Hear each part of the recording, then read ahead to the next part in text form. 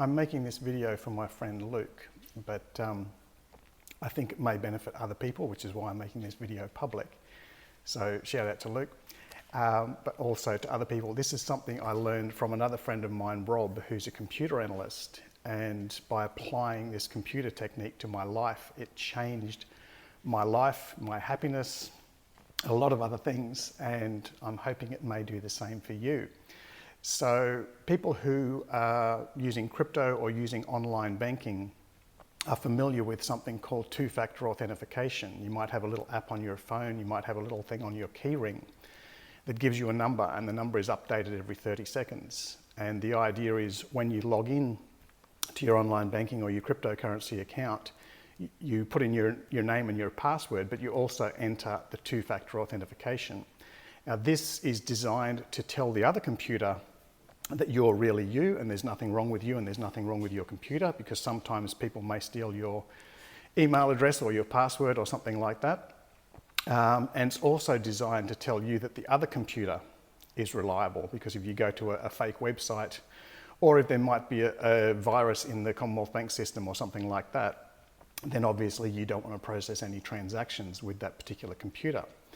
When Rob explained this to me, and he said it's something he's actually been using in his life as well, because we live in a society, we're connected to other people, which is much like the computer network.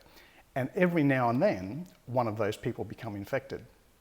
So the great thing is, if you think of other people as computers, it doesn't matter how long you've been banking with that particular bank, how long you've been using that particular website, how long you've known that person.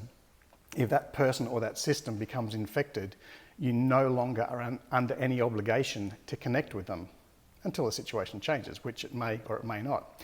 So particularly at this time of year, when we're all catching up with long lost friends and family and that sort of stuff, and if you say to Uncle Ted or even your brother or sister, how are you going? And they say, have you heard about QAnon? And you go, infected computer, time to back away from that connection.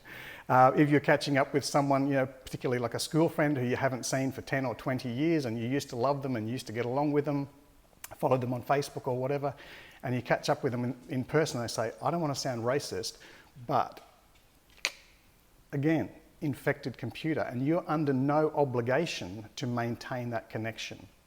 And this was a revelation for me, because I was saying to Rob, some of these people I've known for 20, 30 years, I'm getting up there. I've got school friends that I've known for 30 years, 40 years, and even members of my own family. He said, if they become infected, disconnect. Don't connect with them, and maybe they'll come good in 3 years, 5 years, 2 days, who knows, when they'll wake up from their delusion. But it doesn't matter. You don't have to connect with them. Let's face it, there's another 9 or 10 billion people in the world who you can connect with. And if it's members of your own family or close relatives or something like that, you can still have a great relationship with someone who may have been a perfect stranger to you. You can be closer to a new friend than you can be with your own brother, mother, father, sister, cousin, whatever. So bearing that in mind, the internet is made of millions and millions of connections.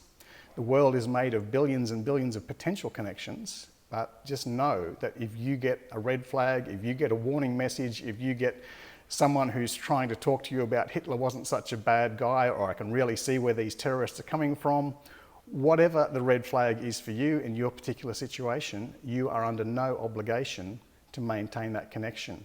If you've just started to expand yourself, do personal development, become a better, more peaceful, more zen, more tolerant person, if you've started a new business and you're becoming wealthier, and your friends around you are saying that you're a capitalist bastard, or that you think you're so good, or blah, blah, blah, whatever they want to insult you to try and drag you back down to their level where they feel comfortable. It's never about you. Your supportive friends, your true friends, will always love you and encourage you to become better, whether it's physically, financially, spiritually, emotionally, whatever.